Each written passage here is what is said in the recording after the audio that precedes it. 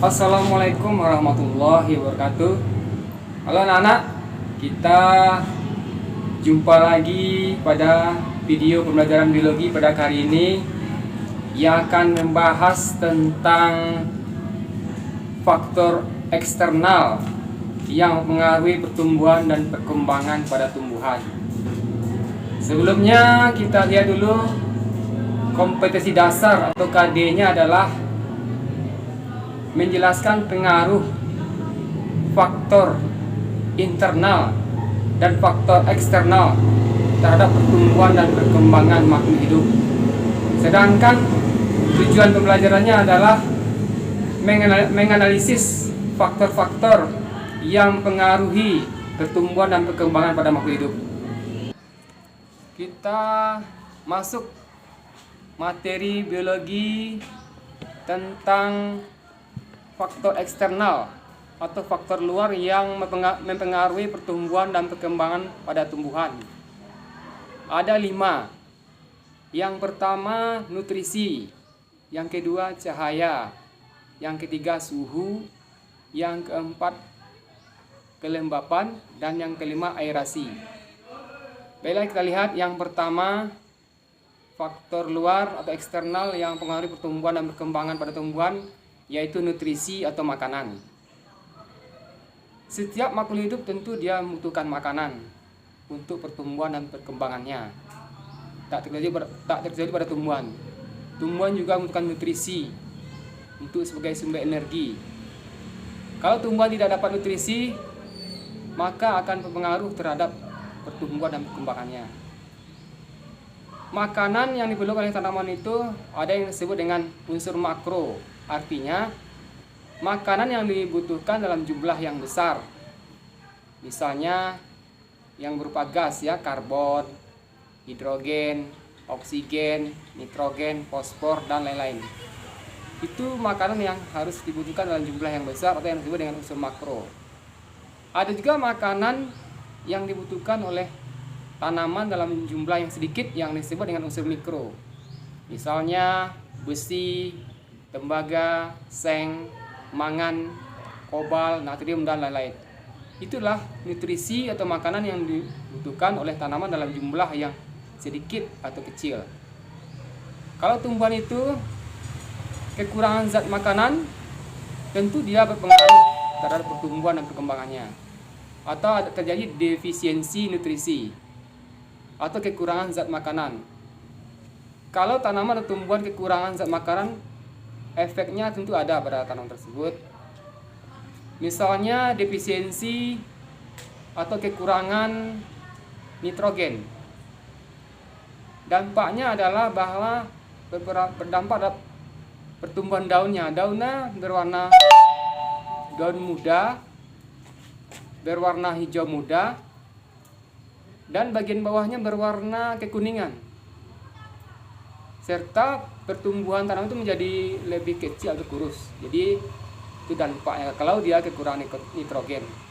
Kalau tanaman kekurangan besi misalnya, zat besi, maka tanaman itu akan mengalami klorisis atau tidak dapat membentuk klorofil.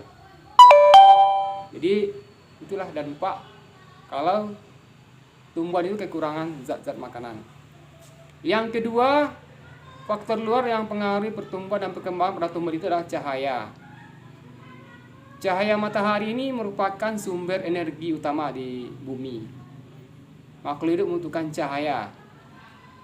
Bagi tanaman atau tumbuhan, cahaya itu digunakan untuk melakukan fotosintesis, yaitu untuk memasak makanan yang menghasilkan karbohidrat dan glukosa yang penting bagi pertumbuhan dan perkembangannya. Jadi cahaya sangat berperan sekali dalam proses asimilasi atau fotosintesis. Kemudian cahaya itu juga ada dampaknya terhadap hormon auksin.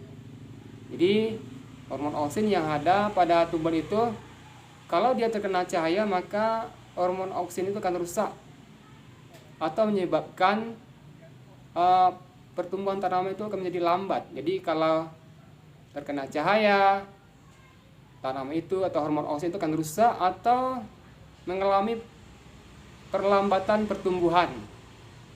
Ya. Nah, ini pengaruh cahaya terhadap hormon opsin. Seperti yang sudah kita pelajari pada pertemuan yang dahulu atau video pelajaran yang dahulu yang sudah membahas tentang faktor internal atau faktor dalam yang mempengaruhi pertumbuhan dan perkembangan pada tumbuhan. Nah, termasuk hormon oksin ini. Jadi dia hormon oksin itu akan menjadi tidak bisa bekerja terkena cahaya.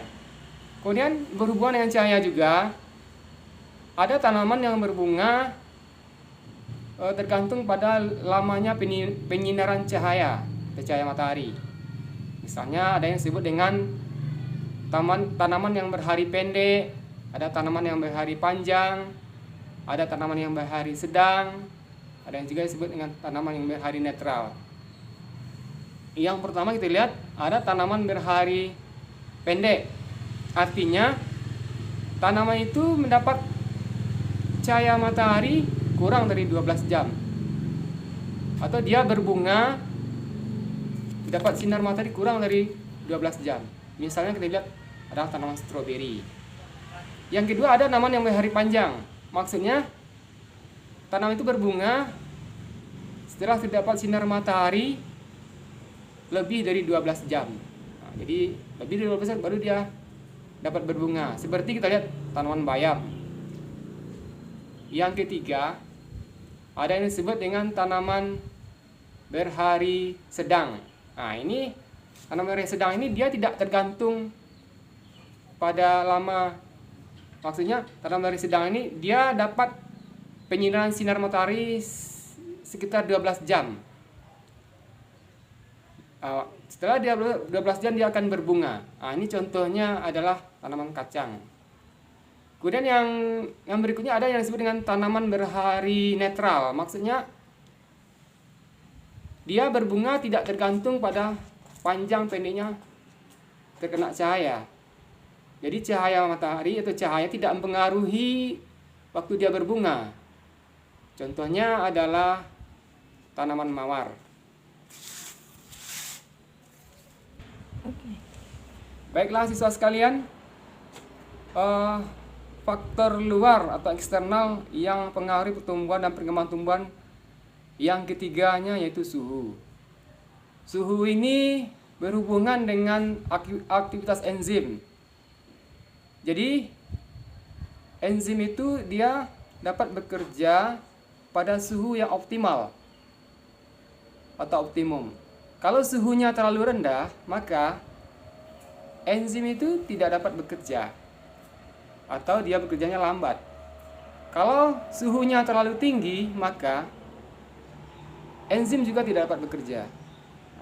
Jadi pengaruh suhu ini berhubungan dengan aktivitas enzim. Enzim itu sendiri adalah senyawa protein yang berfungsi sebagai biokatalisator yang berperan dalam reaksi-reaksi kimia di dalam tubuh. Jadi suhu yang optimum penting sekali untuk kerja enzim yang lebih baik. Jadi kalau suhunya optimum berarti kerja enzim baik, berarti bagus terhadap pertumbuhan dan perkembangan tanaman. Kemudian yang berhubungan dengan suhu juga terhadap transpirasi atau penguapan. Jadi kalau suhunya tinggi, maka transpirasi juga tinggi sehingga mempengaruhi terhadap penyerapan unsur-unsur hara di dalam tanah, penyerapan air, ya, atau terjadi kehilangan air yang banyak. Kemudian yang berhubungan juga dengan suhu ini, dia berhubungan dengan transpirasi atau penguapan. Jadi kalau suhunya tinggi, penguapan tinggi juga terjadi, sehingga banyaklah tanaman itu kehilangan air karena terjadi penguapan karena suhu tinggi. Penyerapan zat-zat unsur hara juga tinggi. Jadi dia dapat juga berpengaruh terhadap pertumbuhan dan perkembangan tanaman. Jadi di samping kehilangan air, penyerapan di akar juga tinggi. Nah, jadi suhu tinggi identik dengan penguapan tinggi. Baiklah siswa sekalian, yang keempat faktor eksternal atau faktor luar yang mempengaruhi pertumbuhan dan perkembangan tumbuhan adalah kelembapan. Kelembapan ini berhubungan juga dengan transpirasi atau penguapan. Jadi dia berbanding terbalik dengan transpirasi. Kalau kelembaban udara tinggi, maka transpirasinya rendah. Jadi karena kebanyakan udara lembab, transpirasi berjalan dengan lambat. Kemudian kalau kelembaban udaranya rendah, maka transpirasinya tinggi, penguapannya tinggi, sehingga banyak air yang menguap, terjadi banyak penguapan air. Karena penyerapan di akar juga besar, tinggi. Penyerapan terhadap unsur-unsur makanan, unsur hara juga tinggi karena transpirasi tinggi. Nah, jadi kelembaban udara ini sangat mempengaruhi pertumbuhan dan perkembangan pada tumbuhan. Jadi kalau kelembaban udaranya tinggi, transpirasinya rendah. Kalau kelembaban udaranya rendah, maka transpirasinya akan tinggi. Nah, jadi itu berpengaruh pada pertumbuhan dan perkembangan. Kemudian yang terakhir dan yang kelima yang mempengaruhi pertumbuhan dan perkembangan pada tumbuhan atau faktor luar yang mempengaruhi pertumbuhan itu adalah aerasi. Aerasi ini maksudnya adalah kandungan oksigen di dalam tanah. Jadi oksigen yang ada di dalam tanah ini diperlukan oleh akar untuk melakukan respirasi. Baiklah anak-anak, mungkin sampai di sini video pembelajaran biologi kita pada hari ini. Jadi dapat kita simpulkan bahwa faktor luar atau faktor eksternal yang mempengaruhi pertumbuhan dan perkembangan itu ada 5. Yang pertama nutrisi atau makanan, yang kedua cahaya, yang ketiga suhu, yang keempat kelembapan, dan yang kelima adalah aerasi atau kandungan oksigen. Baiklah, demikianlah video pembelajaran kita pada hari ini. Mungkin untuk yang akan datang kita akan tampilkan lagi video pembelajaran yang baru. Billahi taufiq wal hidayah. Wassalamualaikum warahmatullahi wabarakatuh.